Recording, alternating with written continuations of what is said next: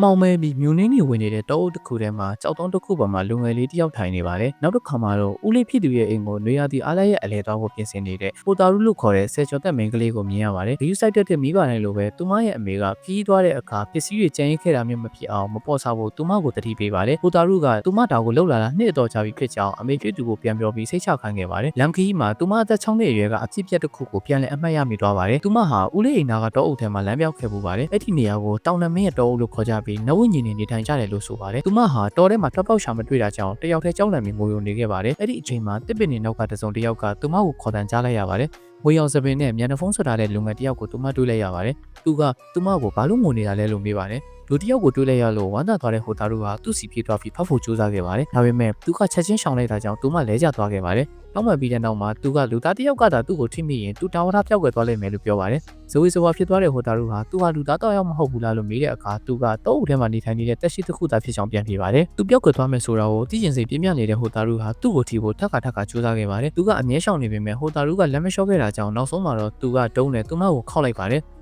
သူဟာတောင်နမင်းရဲ့ကျင်းစာအောက်မှာရှိနေတာဖြစ်ပြီးပျောက်ကွယ်သွားတယ်ဆိုတာလုံးဝအစားအနောက်မကျန်ပျက်စီးသွားသည်ကိုဆိုလိုကြောင်းရှင်းပြပါတယ်။အဲဒီနောက်လူငယ်ကဟိုတာရုကိုတောထဲကနေဘေးကင်းချင်းထွက်နိုင်ဖို့သူကင်ထားတဲ့တုပ်ရဲ့အစွတ်တစ်ဖက်ကိုကန်ပြီးလမ်းပြပေးခဲ့ပါတယ်။ဒါကိုကြားတော့ဝမ်းသာသွားတဲ့ဟိုတာရုဟာသူ့ကိုပြန်ဖက်ဖို့ပြေးသွားပြန်ပေမဲ့ဒုံးနဲ့ပဲအရိုက်ခံလိုက်ရပြန်ပါတယ်။လမ်းမှာဟိုတာရုကဒါဟာချိန်လွတ်နေရတယ်လို့ပဲလို့ပြောပါတယ်။လူငယ်ကသူမကိုမကြောက်ဘူးလားလို့မေးတဲ့အခါသူမကအပြစ်ကင်းစင်စွာနဲ့ဘာကိုလဲလို့ပြန်မေးတာကြောင့်သူကမေကုန်းကိုရက်လိုက်ပါတယ်။တောအုပ်ကအထွက်ကိပေါက်မှာတော့သူမကိုတက်တာဆက်လျှောက်သွားဖို့ပြောပါတယ်။သူမကသူအမြဲတမ်းဒီမှာရှိနေမှာလား။သူမပြန်လာရင်ထပ်တွေ့ရအောင်မလားလို့မေးပါတယ်။သူကတော့ဒီနေရာဟာနဝညင်နေတဲ့နေရာဖြစ်လို့သူမအတွက်အန္တရာယ်ရှိနေတာကြောင့်နောက်ထပ်မလာဘူးအကြံပေးပါတယ်။ဟိုတာရုကသူမနာမည်ကိုမိတ်ဆက်ခဲ့ပေမဲ့လူငယ်စီကဘာပြန်ကြားချက်မှမရခဲ့ပါဘူး။သူမကနှုတ်ဆက်စကားပြောပြီးကျေးဇူးတင်လက်ဆောင်တဲ့အတူပြန်လာခဲ့မယ်လို့ပြောလိုက်ပါတယ်။သူမလက်ထပ်သွားတဲ့အချိန်မှာလူငယ်ကသူ့နာမည်ခင်ဖြစ်ကြောင်းမိတ်ဆက်လိုက်ပြီးဟိုတာရုလှည့်ကြည့်လိုက်တဲ့အခါမှာတော့သူမရှိတော့ပါဘူး။လမ်းမှာသူမကိုလိုက်ရှာနေတဲ့ဦးလေးဖြစ်သူနဲ့တွေ့ပါတယ်။တယောက်တည်းရှောက်သွားနေရလို့အဆူခံရပေမဲ့သူမကတော့ဝမ်းသာအားရပြေးဖက်လိုက်ပါတယ်။အိမ်အပြန်လမ်းမှာတောထဲမှာနဝညင်တွေတကယ်ရှိလာလို့ဦးလေးကိုမေးကြည့်ပါတယ်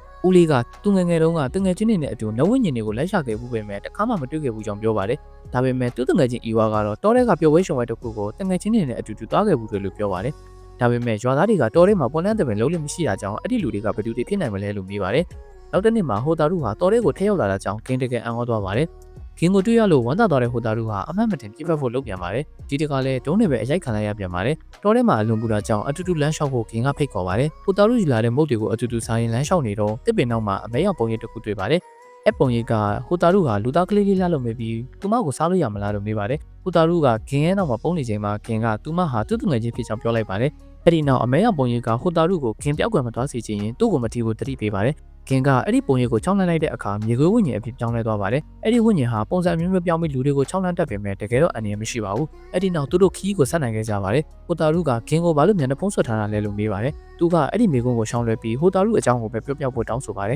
။ဒါဟာဂင်းကသူမကိုစောင့်နေရတဲ့အကြောင်းရင်းဖြစ်နေလို့ပါပဲ။ဟိုတာရုလည်းအဲ့ဒါကိုကြားလို့အလွန်ဝမ်းသာသွားပါတယ်။နောက်ရက်တွေမှာလည်းသူမတော်တဲ့ကိုနေတိုင်းပြန်လာခဲ့ပါတယ်။အဲ့ဒီနေရာဒီနေ့ရက်တွေမှာသူတို့တောင်ပေါ်မှာအတူတူဆော့ကစားခဲ့ကြပါတယ်။တနေ့မှာတော့ခင်းမြမော်အိပ်ပေါ်နေတော့ဟိုတာရုကတိကျင်စိန်နဲ့သူ့မျက်နှာဖုံးကိုချွတ်ဖို့ကြိုးစားခဲ့ပါတယ်။မျက်နှာဖုံးကိုထိတာတော့ဘာမှမဖြစ်တော့ဘူးလို့သူမတွေးခဲ့တာပါ။မျက်နှာဖုံးကိုချွတ်လိုက်တဲ့အခါတာမန်လူသားတယောက်ရဲ့မျက်နှာမျိုးကိုသူမတွေးလိုက်ရပါတယ်။အဲ့ဒီအချိန်မှာခင်းမျက်လုံးပွင့်လာတာကြောင့်ဟိုတာရုလန့်သွားပြီးမျက်နှာဖုံးကိုသူ့မျက်နှာပေါ်အကြမ်းဖက်ပြန်ဆွတ်ပေးလိုက်ပါတယ်။သူကမျက်နှာဖုံးအမြဲတမ်းဆွတ်ထားရတာဟာနဝညင်နဲ့ပိုတူချင်းလို့ဖြစ်ကြောင်းရှင်းပြပါတယ်။အပြန်လမ်းမှာတော့ဟိုတာရုကသူမဟာနွေရာသီအားလရဲ့အလဲလာတာဖြစ်လို့နောက်နေ့မှပြန်ရတော့မည်ဖြစ်ကြောင်းပြောပြပါတယ်။ဂင်းကနောက်နေ့မှာတော့ပြန်လာအောင်မလားလို့မေးတဲ့အခါဟိုတာရုကလာမှာပေါ့လို့စိတ်လှုပ်ရှားစွာပြန်ပြေးခဲ့ပါတယ်။နွေရာသီအားလရဟာဟိုတာရုနဲ့ဂင်းတို့နှစ်စဉ်မျှော်လင့်ဆောင်စားနေရတဲ့အရာတစ်ခုဖြစ်လာခဲ့ပါတယ်။နောက်နေ့နွေရာသီမှာတော့ဂင်းကိုကူညီပေးခဲ့မှုတဲ့တစ်ပင်ကြီးဝိညာဉ်တစ်ခုနဲ့တွေ့ကြရပါတယ်။အဲ့ဒီဝိညာဉ်ကဂင်းအတွက်စိုးရိမ်နေပြီးလူသားကလေးကိုတတိထားဖို့တတိပေးပါတယ်။ဂင်းကလည်းစိုးရိမ်ပြီးလူကျေးဇူးတင်ကြောင်းပြန်ပြောပါတယ်။ဝိညာဉ်ကပြန်မထွက်သွားခင်ဟိုတာရုကိုဂင်းကိုမထီဖို့ထပ်မံတတိပေးခဲ့ပါတယ်။လမ်းမှာတခြားဝိညာဉ်တွေကလည်းဂင်းအတွက်စိုးရိမ်ကြောင်းပြသကြပါတယ်။ရွေရာတီတစ်ခုမှာတော့ဟိုတာရုကတစ်ပင်ပေါ်ကနေခုန်ချပြီးဂင်းကိုလက်အောင်လှုပ်ဖို့ကြိုးစားခဲ့ပါတယ်။ဒါပေမဲ့တစ်ကိုင်းချိုးချပြီးဟိုတာရုပြုတ်ကျတော့မဲ့အချိန်မှာဂင်းကအမှတ်မထင်သူမကိုဖမ်းဖို့ကြိုးစားခဲ့ပေမဲ့သူမကိုထိလို့မရဘူးဆိုတာတတိယပြီးရက်လိုက်ပါတယ်။တန်ကောင်းထောက်မှစွာနဲ့ဟိုတာရုကချုံပေါ်ပြုတ်ကျခဲ့လို့ဘာမှမဖြစ်ခဲ့ပါဘူး။ဟိုတာရုကပြုံးပြီးဂင်းကိုဘာပဲဖြစ်ဖြစ်သူမကိုဘယ်တော့မှမထိဖို့ပြောလိုက်ပါတယ်။အဲ့ဒီနောက်သူမငိုချလိုက်ပါတော့တယ်။စောစောကအဖြစ်အပျက်ကြောင့်ဂင်းကိုထာဝရဆုံးရှုံးရတော့မလို့ဖြစ်ခဲ့လို့ပါပဲ။နောက်တစ်နေ့နွေရာသီမှာဟိုတာရုကသူမအခု9တန်းရောက်နေပြီဆိုတာကိုပြဖို့ကြောင်းဝစ်ဆောင်နဲ့လာခဲ့ပါတယ်။အဲ့ဒီအချိန်မှာဟိုတာရုကဂင်းဟာလူသားတွေထက်အသက်ကြီးတာပုံမှန်နှိမ့်ခွေပြီးသူတို့နှစ်ဦးရဲ့အသက်အရွယ်ခွာခြားချက်ကပိုကြီးမြောက်လာနိုင်တာကိုသတိပြုလာမိပါတယ်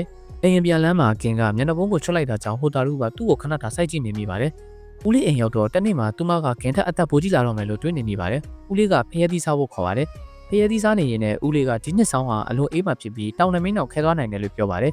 ဟိုတာရုကအပြန်နောက်ဆုံးနေ့မှာတော့ခင်အတွက်စောင်းဝါဒီမှာနှွေးထွေးစီဖို့အတွက်လက်ပြောက်ပေါ်ပါလေးတစ်ခုကိုလက်ဆောင်ပေးခဲ့ပါတယ်တောက်မှလည်းဟိုတာရုကခင်အချောင်းကိုပဲတွေးပြီးငေးမော့နေတတ်ပါတယ်ရေခဲပြင်ပေါ်လမ်းလျှောက်ခတ်နေတဲ့သူမကိုတငယ်ချင်းကလက်ဆက်ကူညီပေးတဲ့အချိန်မှာသူမဟာခင်ကသူမကိုဘယ်လောက်တောင်ထိတွေ့ချင်နေမလဲဆိုတာကိုပဲတွေးနေမိပါတယ်နောက်တစ်နေ့နွေရာသီမှာဟိုတာရုကအထက်တန်း6ခုစုံနဲ့ခင်ကိုလာတွေ့ပါတယ်သူမကပွဲရပြီးရင်ခင်နဲ့ပူနီးစံအောင်ဒီနောက်မှာပဲအလုပ်ရှာဖို့စီစဉ်ထားကြောင်းပြောပြပါတယ်အဲ့ဒီအချိန်မှာခင်ကသူ့အကြောင်းကိုပြောပါတယ်သူဟာဝန်းကျင်တယောက်မဟုတ်ပဲတချင်းကလူသားကလေးတယောက်ဖြစ်ခဲ့တာပါသူဟာငငယ်လေးကလေးကတောထဲမှာဆစ်ပစ်ခံခဲ့ရပြီးမိဘတွေကိုခေါ်နေတယ်လို့မျိုးအားကိုးရမယ်ငိုကြွေးနေခဲ့တာပါ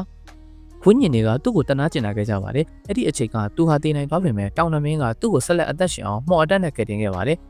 မှော်အတက်နဲ့ထိန်းသိမ်းထားတဲ့ခန္ဓာကိုယ်ဟာအလွန်အားနည်းတာကြောင့်လူသားနဲ့ထိမိကြတဲ့မှော်အတက်ပြက်ပြက်သွားမယ်ဖြစ်ကြောင်းပြောပါတယ်သူကဟိုတာရုကိုသူ့ကိုမေးလိုက်လို့ရကြောင်းပြောပါတယ်ဒါပေမဲ့ဟိုတာရုကသူမတစ်နှစ်ပတ်လုံးသူ့အကြောင်းကိုပဲတွေးနေခဲ့တာဖြစ်ပြီးသူမကိုပဲမမေ့ဖို့ပြန်ပြောပါတယ်အချိန်တွေကသူတို့ကိုတစ်နေ့မှခွဲခွာစီနိုင်ပေမဲ့အဲ့ဒီအချိန်ထိတော့အတူတူရှိနေခြင်းကြောင့်သူမပြောပါတယ်နောက်တနေ့သူတို့9ဘန်းနေတော့မှခင်ကဟိုတာရုကိုဝင်းညင်ရဲ့ပွဲလန်းတပင်ကိုတောင်းဖို့ဖိတ်ခေါ်ပါတယ်ဟိုတာရုကဝမ်းသာအားရသဘောတူခဲ့ပေမဲ့ဝင်းညင်ရဲ့ပွဲဆိုတော့နည်းနည်းတော့ကြောက်နေမိပါတယ်ခင်ကလူသားတွေရဲ့ပွဲကိုအတူတူထားတာမို့လို့တိတ်မထူးခြားကြောင်းနဲ့သူမကိုကောက်ွယ်ပေးမဲ့အကြောင်းကတိပေးပြီးနှစ်သိမ့်ပါတယ်ညဘက်မှာတော့ဝိညာဉ်အလုံးကလူသားတွေလိုပုံပြပြီးပွဲတော်ကိုပျော်ပျော်ပါးပါးဆင်နွှဲကြပါတယ်။တခါတလေလူသားအစ်စ်တွေတော့အမှတ်မတင်ရောပါလာတတ်တယ်လို့ဆိုတာကြောင့်ဟိုတာရုကဦးလေးရဲ့တငယ်ချင်းအကြောင်းတတိယမိသွားပါတယ်။သူတို့အချင်းချင်းထိလို့မရတာကြောင့်ခင်ကအဝိစာတစ်ခုကိုထုတ်ပြီးသူတို့လက်ကဝက်မှာအတူတူချီနှောင်လိုက်ပါတယ်။ဟိုတာရုက